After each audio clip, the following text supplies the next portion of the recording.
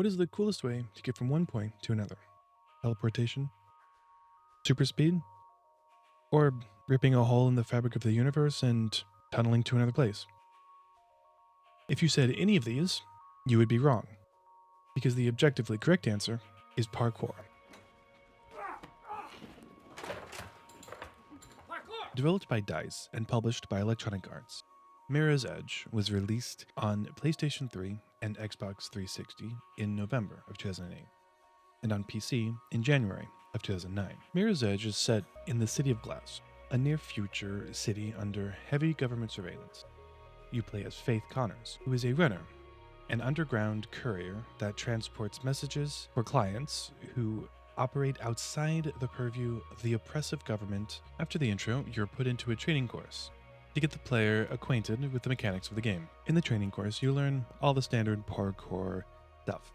Sliding, vaulting, wall running, balancing on pipes, how to scale fences and other vertical surfaces, how to swing on pipes and climb up vertical pipes on walls, shimmying along ledges while hanging, wall run into ledge grab, shimmying along ledges, standing, using zip lines, how to coil up to clear barbed wire, how to roll on higher jumps as to not hurt yourself, using springboards, and then there's combat. You learn how to do a standard attack while standing, attack while crouching, jump attack, slide attack, and how to disarm the enemy. And also, you learn how to use the slow-mo feature, which I hardly use. The game properly starts with Faith running to deliver a package to Celeste, another runner. When out of nowhere, the cops are tipped off to Faith by a news chopper, and they start chasing you. You manage to get to Celeste and hand off the package. When more cops show up, you run and jump onto the bottom of the news chopper and jump off onto another building to escape.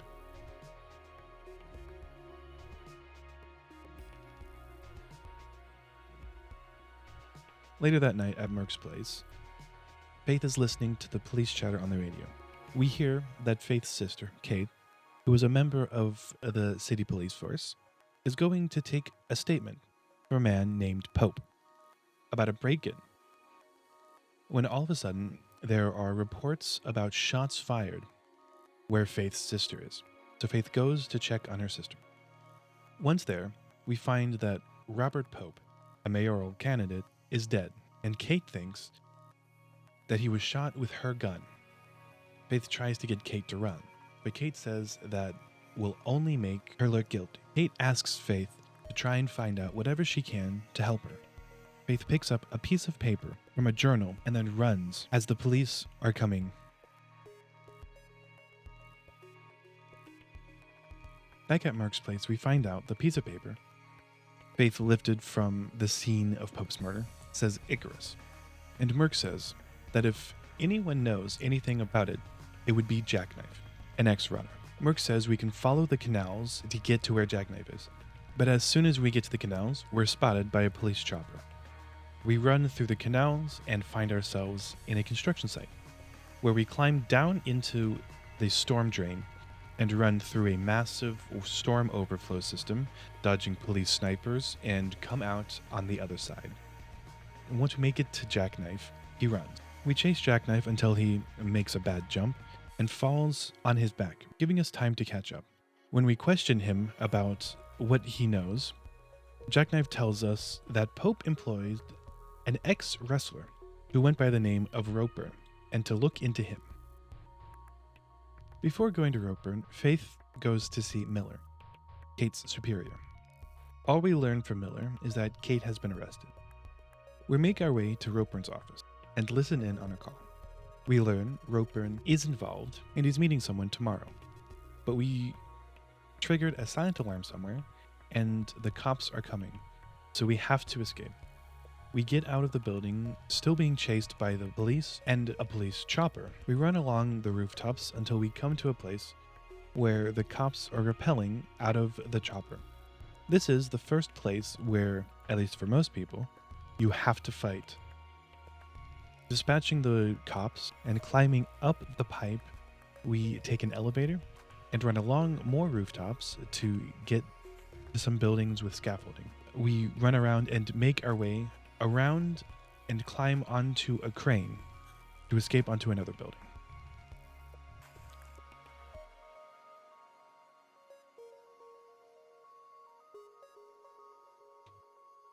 We meet back up with Miller, who warns Faith about going after Ropeburn and threatens to turn in Faith. After leaving Miller, Faith goes to the unfinished building where Ropeburn is meeting someone. Once we get near the roof, we see through a skylight that it is, in fact, Miller that Ropeburn is meeting with. We head up to the roof to see what we can find out, but we get ambushed by Ropeburn. He throws Faith down and then charges at Faith with a pipe. We catch the pipe and flip him around. He falls and is hanging on the edge of the building. We learn he did set up Kate and he hired a professional to kill Pope. We learn that he was going to meet the assassin at the New Eden Mall.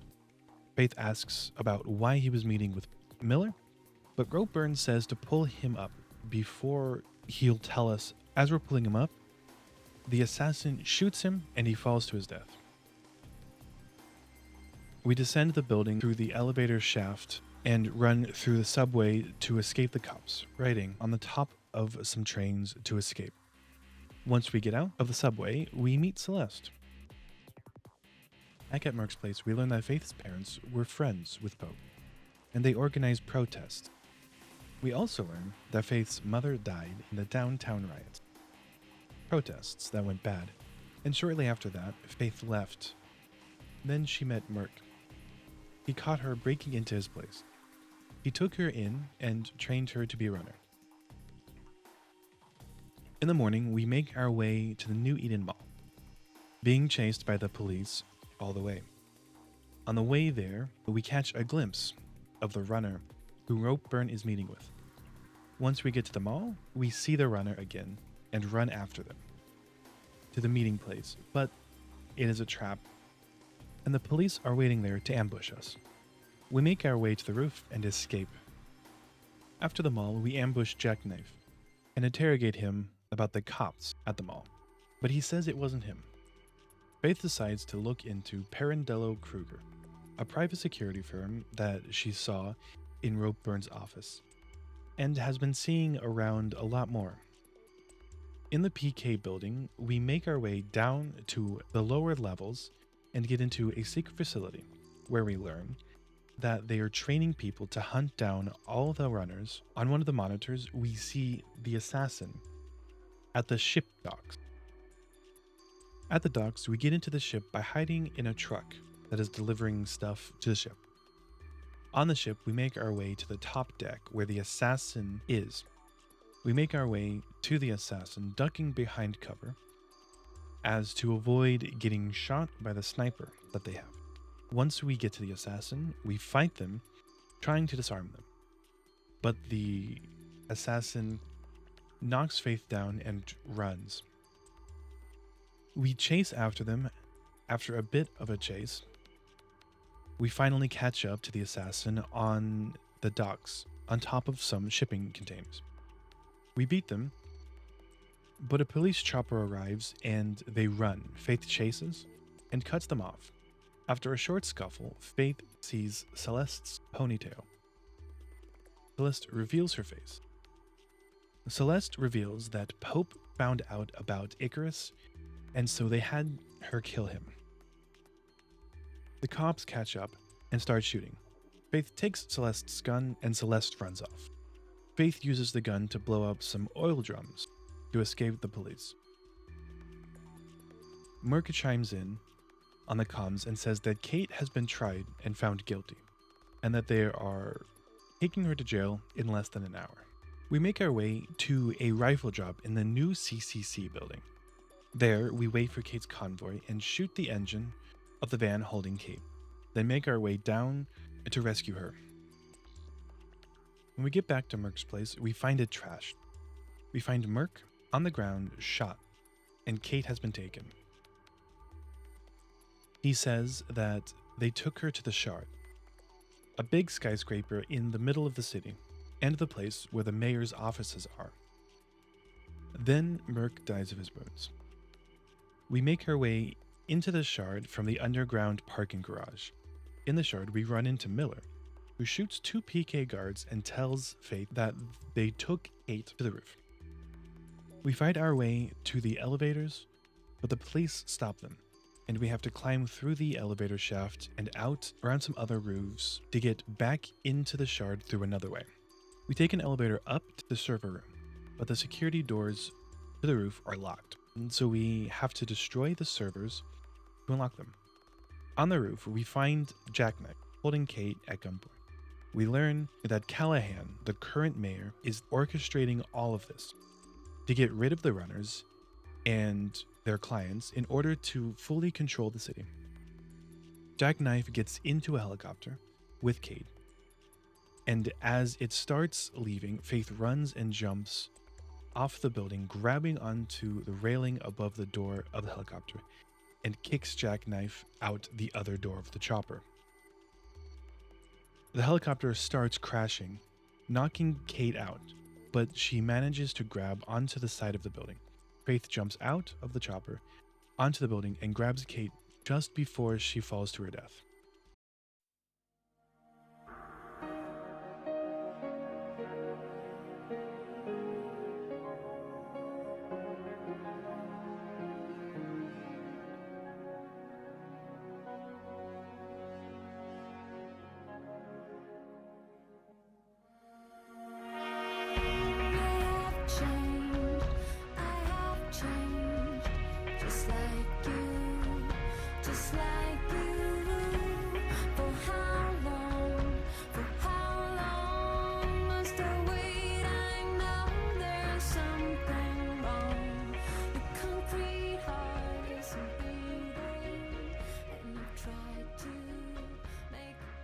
Mirror's Edge has a very interesting art style.